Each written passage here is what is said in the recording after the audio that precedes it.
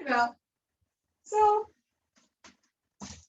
what we have learned so far, we start talking about different types of trig expressions. We also learn how to solve trig equations.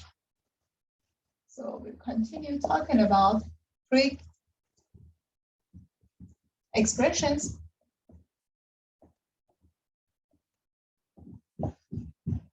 Before moving on and making it more complicated, going over more details about trig expressions or trig equations, we're going to introduce some new formulas. Those formulas help us to break trig expressions and trig equations down into smaller pieces. So this is our goal.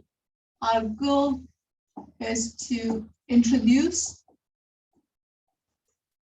some new formulas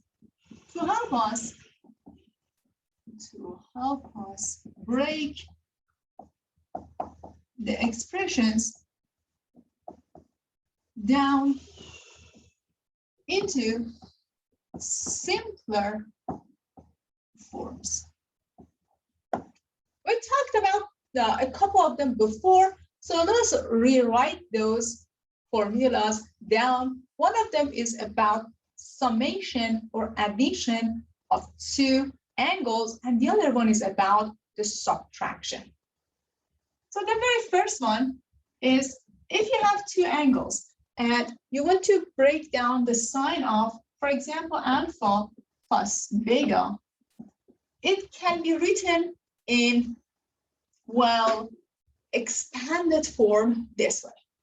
We're going to have sine of alpha times cosine of beta plus sine of beta times cosine of alpha. For example, if I give you something like this, I ask you, hey, I have sine of, for example, x plus pi over 5. If I have something like this, an expression like this, you can quickly use the formula of summation of two angles and break this guy down into, well, this is your alpha and this is your beta. Now that we identified our alpha and beta, we can use the formula that we just learned. Here we have sine of x times cosine of pi over 5 plus sine of pi over 5, sine of pi over 5 times cosine of x. This is one way to use this formula. Or sometimes you have crazy looking angles and your job is to calculate that sine for the angle given. But you don't have access to any calculator or any technology, but you are able to use your unit circle or the table of famous angles and calculate them. For example,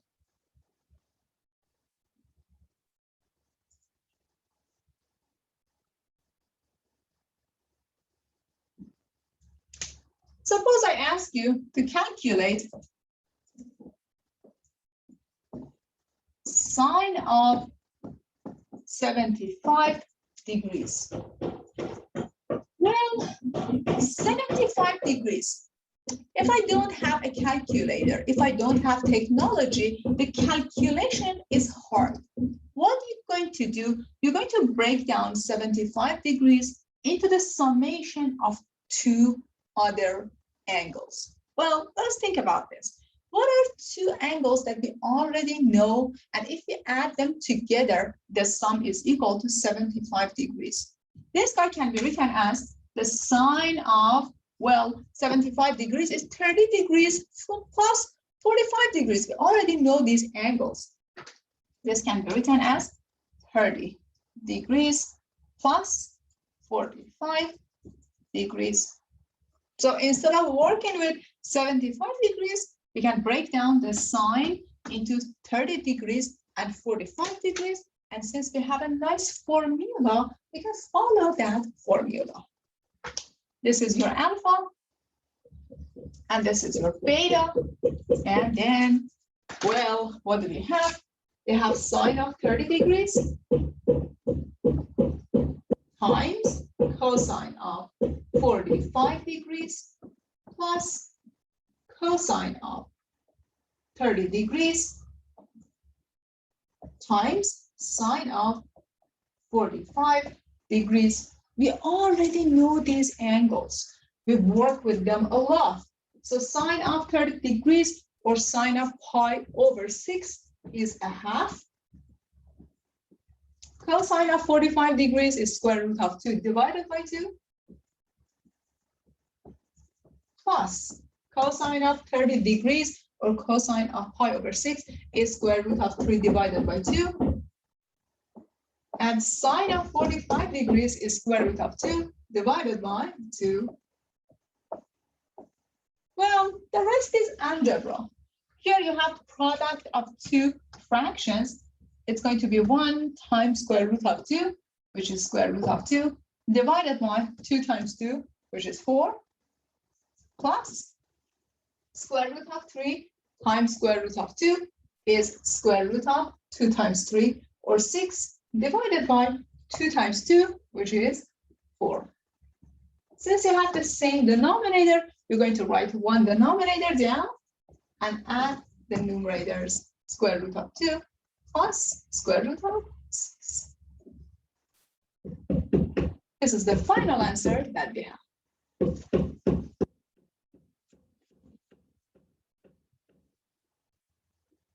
Very well, so this is for summation. I expect you to ask, do we have something for subtraction? Of course. So the second formula that we're going to represent has negation difference between two angles. Well, if you have sine of alpha minus beta, the formula is very similar to addition, summation. But instead of having addition, we're going to have subtraction between these two products. So again, if I give you an example, sine of x minus pi over 5, you can just write it in expanded form by doing subtraction between these two elements.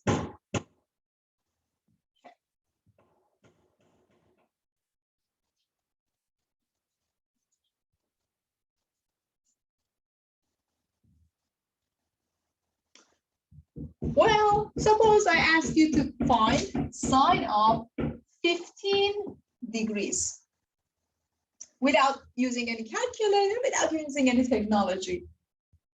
You have to think about it. Can I use the formula that I just learned?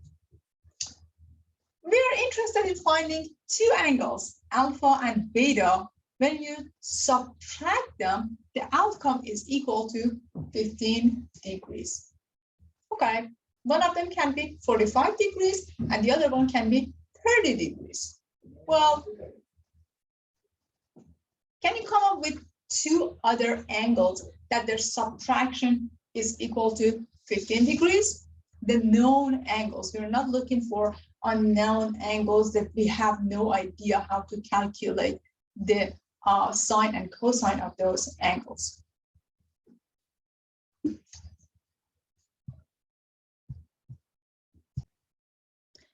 So remember that when it comes to finding these angles, it doesn't have to be unique angles. You can come up with different angles. For example, you might say 15 is 45 minus 30 degrees. What else? Known angles.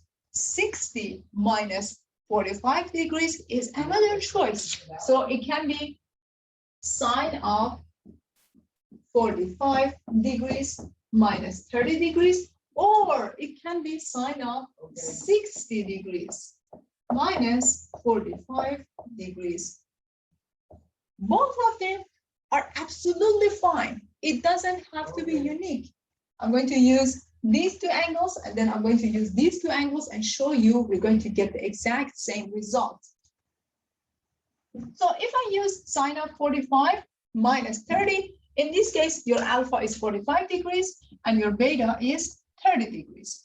So what you're going to see, you're going to see that, hey, it is sine of 45 times cosine of 30 minus sine of 30 cosine of 45 degrees. Okay, sine of 45 degrees is square root of 2 divided by 2. Cosine of 30 degrees, square root of 3 divided by 2 minus sine of 30 degrees, a half times cosine of 45 square root of 2 divided by 2.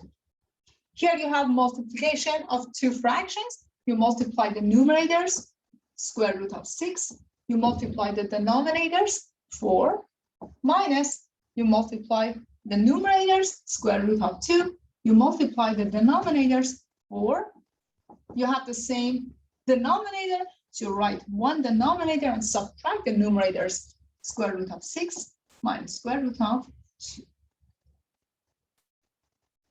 Well, you might say, I'm interested in using that formula. Of course, why not?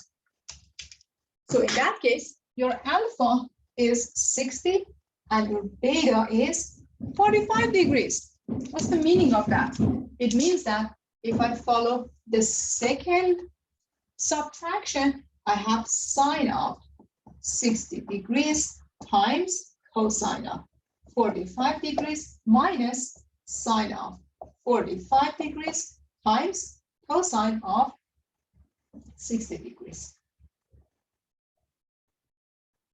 So in this case, here I have sine of 60 degrees, and here I have pi over 3. Remember that this guy is square root of 3 divided by 2 times cosine of 45 degrees, square root of 2 divided by 2 minus sine of 45 degrees. We all know that it's square root of 2 divided by 2, and cosine of pi over 3 is a half.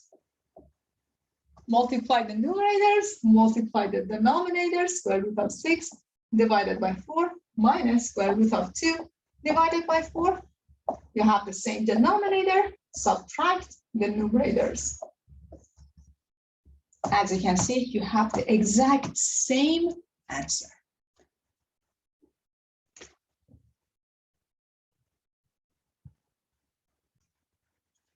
Well, now let's talk about cosine formula.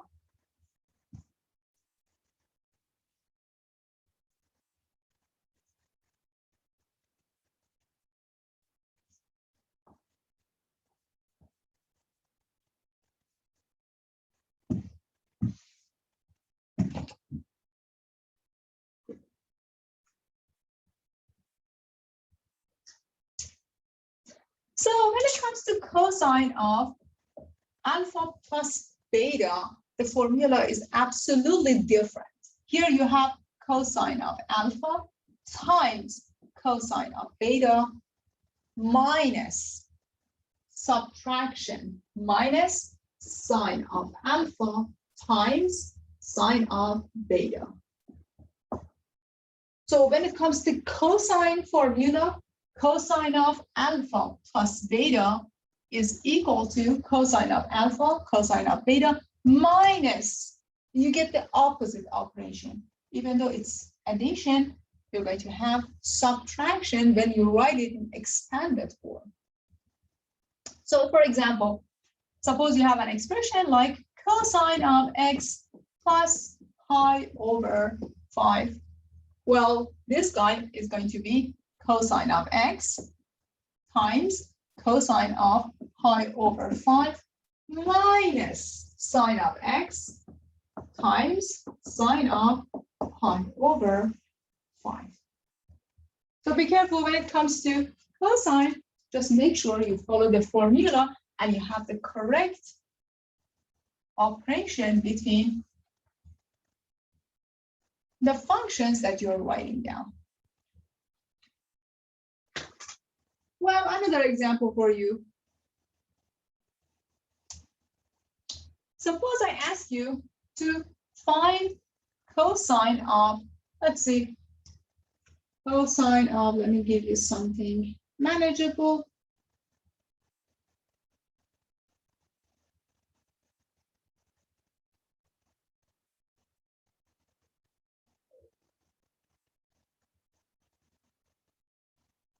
Let us follow the same formula that we did for previous example, cosine of 75 degrees. This guy can be written as cosine of 45 degrees plus 30 degrees. Well, we have our alpha, we have our beta. Alpha is 45 degrees and beta is 30 degrees. Well, in this case, you're going to have cosine of 45 degrees times cosine of 30 degrees minus sine of 45 degrees times sine of 30 degrees. Very well. This is equal to square root of 2 divided by 2.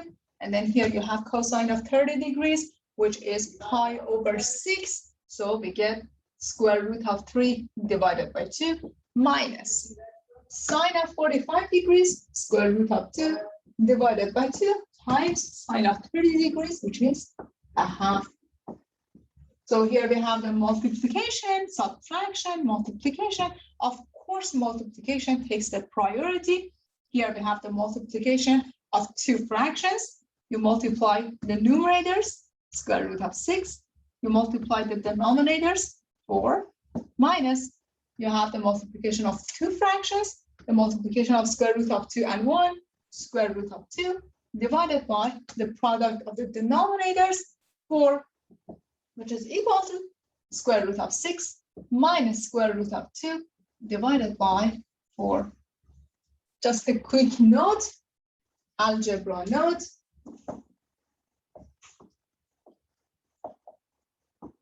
When you have square root of 6 minus square root of 2, you cannot write it as square root of 6 minus 2 or square root of 4 equals to 2. It is wrong. No, no.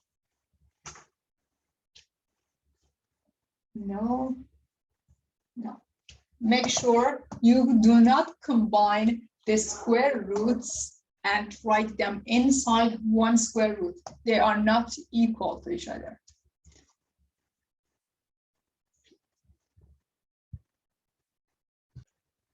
Well, now what if I have subtraction between alpha and beta?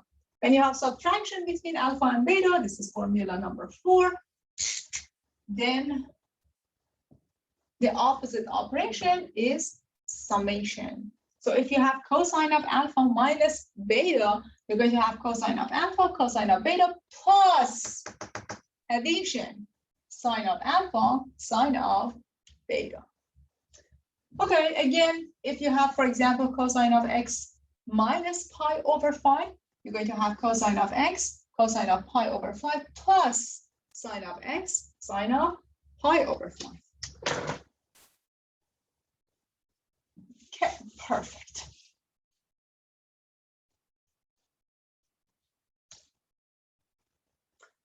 Now, suppose I give you cosine of pi over 12. Pi over 12, very well.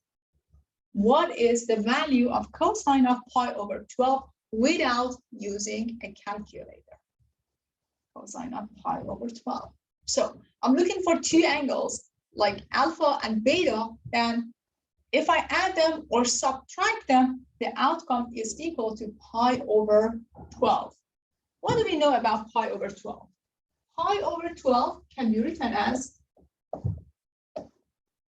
pi over 3 minus pi over 4.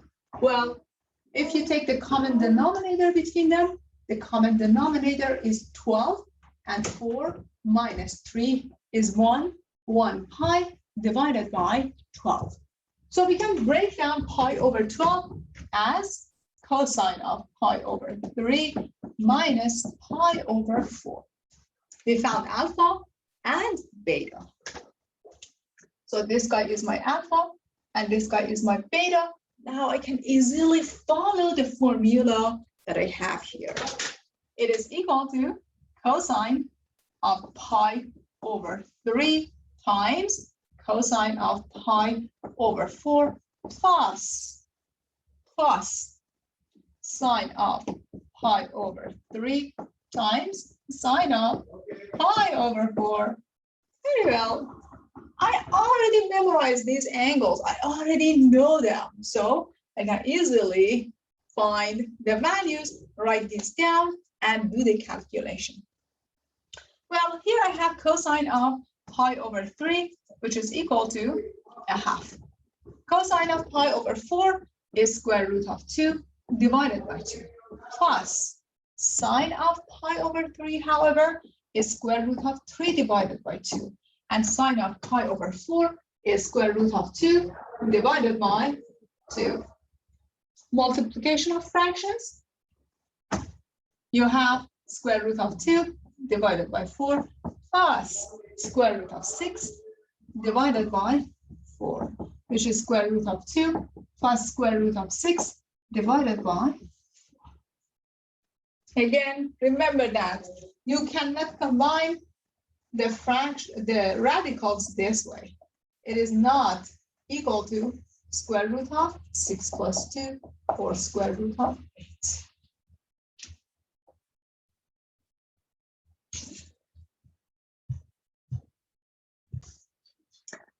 Okay, let us make it more interesting. Let's give you an interesting example, like this case.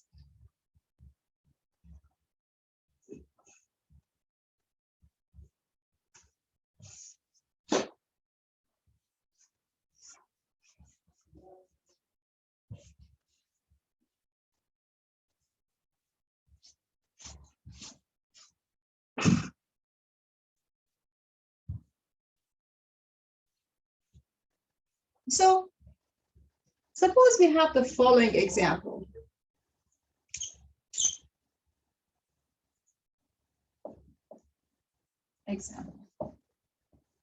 Simplify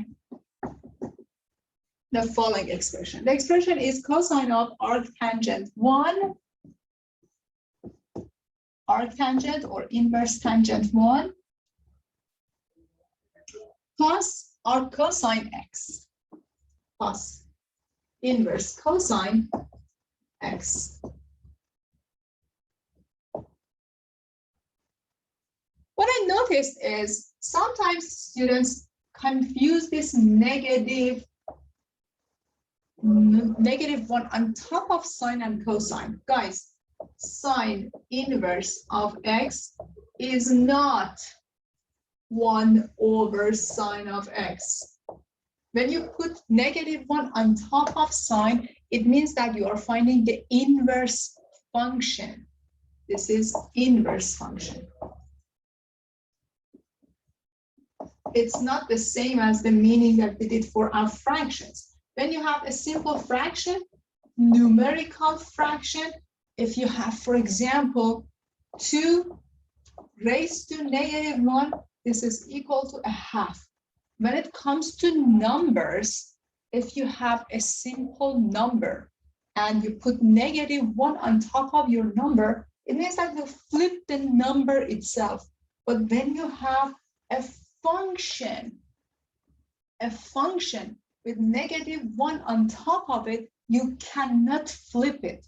This is a new definition. This is a new meaning, finding the inverse of that function. Just know the difference between these two. Differentiate between inverse of a number, which is just simply flipping that number, and the inverse of a function, which is not flipping the function. It means that we need to go through a process and find the inverse of that function.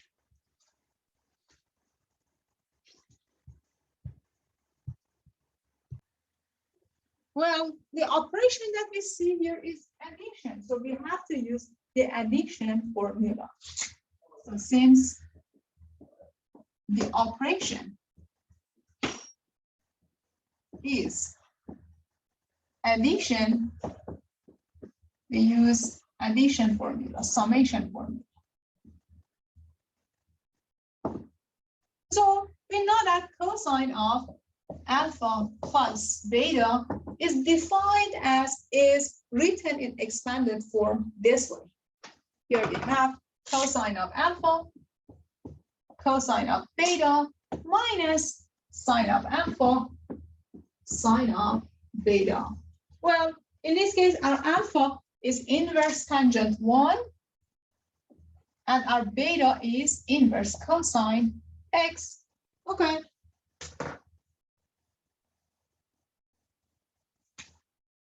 So this guy can be written as cosine of, just move it a little bit to the other side.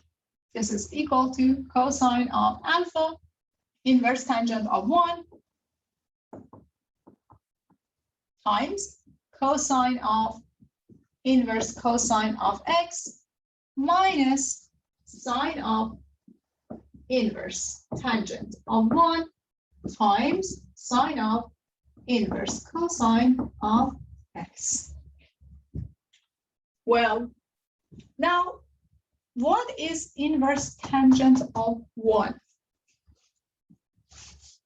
Inverse tangent of 1. Well,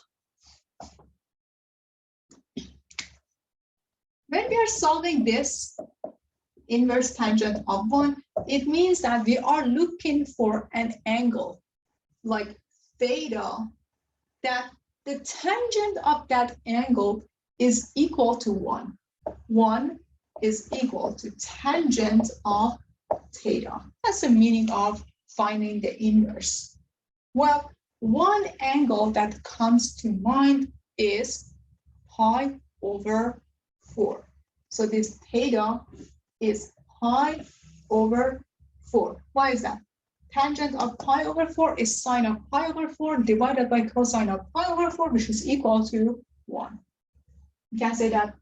Well, I can just substitute that easily here. I know that inverse tangent of 1 is just pi over 4. So wherever I see inverse tangent of 1, I'm going to substitute that with pi over 4. So here we have cosine of pi over 4. And at the same time, cosine composed with its inverse is the identity function. Cosine of inverse cosine of x is always x. These two functions, they are inverse of each other. They cancel out.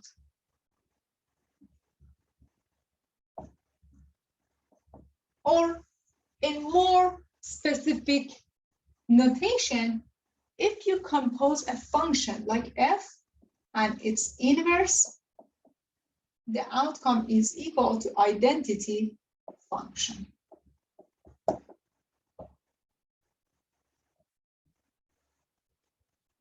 So if you cancel these two out, the outcome is equal to just x.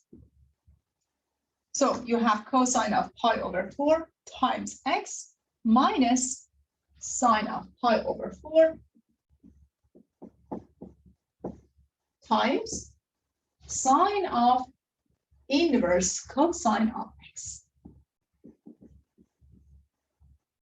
Inverse cosine of x. Well, so far we know how to calculate this. This is just square root of 2 divided by 2. So we get square root of 2 divided by 2 times x minus, here I have square root of 2 divided by 2 times sine of inverse cosine of x.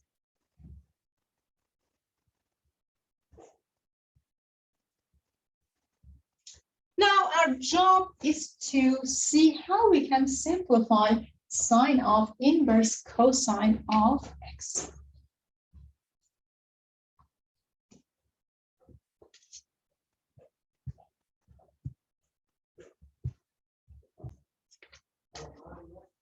Very well. Now let us calculate sine of inverse cosine of x. So to calculate sine of inverse cosine of x, remember that here we are dealing with a unit circle.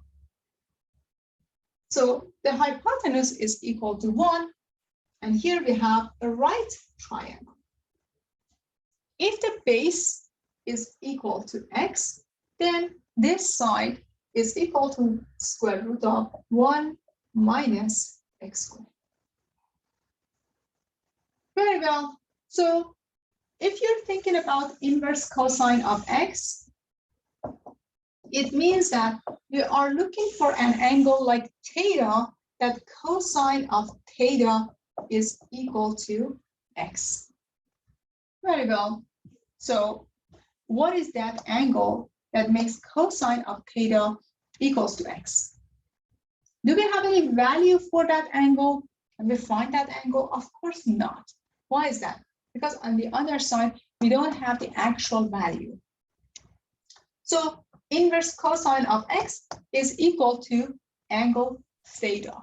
Now we are finding the sine of that angle. Okay, the sine of that angle. If you take sine of both sides, sine of inverse cosine of x is equal to sine of theta. But what is sine of theta? Sine of theta is equal to square root of 1 minus x squared divided by 1, which is square root of 1 minus x squared. So this guy is just square root of 1 minus x squared. Let us write this down. Square root of 1 minus x squared. Well, we can just take the common denominator between these two and write it in simplest form possible, which is square root of 2 divided by 2. We are factoring out square root of 2 divided by 2, and we're left with x minus square root of 1 minus x squared.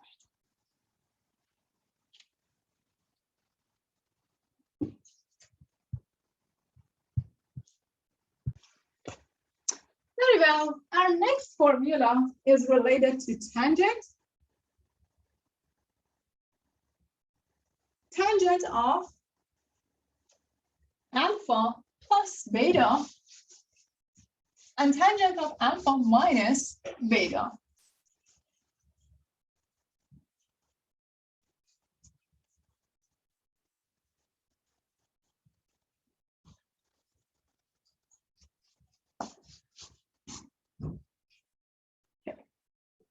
So tangent of alpha plus beta, this is formula number 4, is equal to tangent of alpha plus tangent of beta divided by 1 minus tangent of alpha times tangent of beta. The next one, formula number 5, is if you have tangent of alpha minus tangent of beta. So if you have tangent of alpha minus beta, it's equal to, well, you're going to just flip these formulas, the operations that you have. You're going to have tangent of alpha minus tangent of beta divided by 1 plus tangent of alpha times tangent of beta.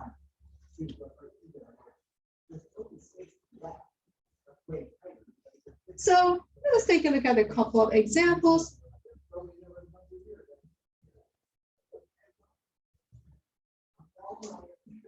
Well, suppose I ask you to simplify this expression. What is tangent of, let's say, x plus 3 pi?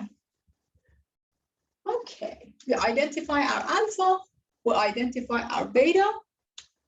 Alpha is x and beta is 3 pi.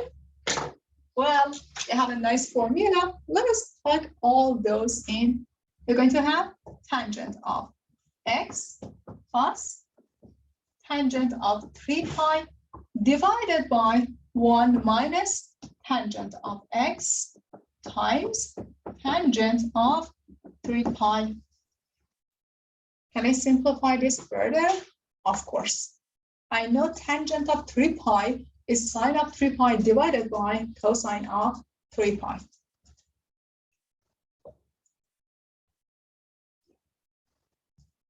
Tangent of pi is sine of 3 pi divided by cosine of 3 pi.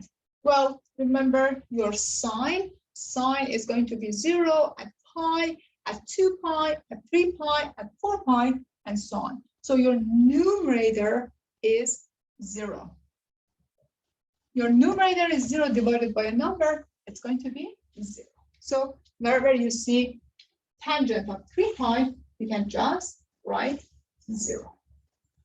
So on the numerator, you're left with tangent of x plus 0.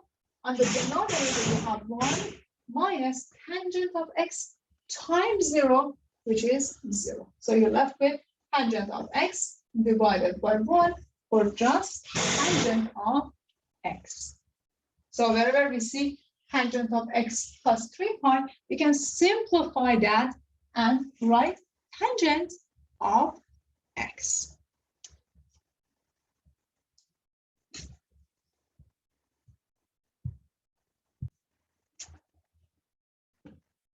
Very well. So let me just use the same expression. Example, suppose I ask you to simplify tangent of x minus 3 pi. You say that, well, I have subtraction between two angles, and I'm going to follow the subtraction formula. Here, it is equal to tangent of x minus tangent of 3 pi divided by 1 plus tangent of x times tangent of 3 pi. Again, we know that tangent of 3 pi is equal to sine of 3 pi divided by cosine of 3 pi. We can find a value associated to tangent of 3 pi, which is equal to 0. So it means that wherever we see tangent of 3 pi, we can just write 0. Well, what do we have here? We have tangent of x minus 0, which is tangent of x, divided by 1 plus 0 times multiplication comes first. You have to multiply 0 and tangent of x, which is again is 0. You get tangent of x divided by 1 plus 0 or 1. So it is again tangent of x.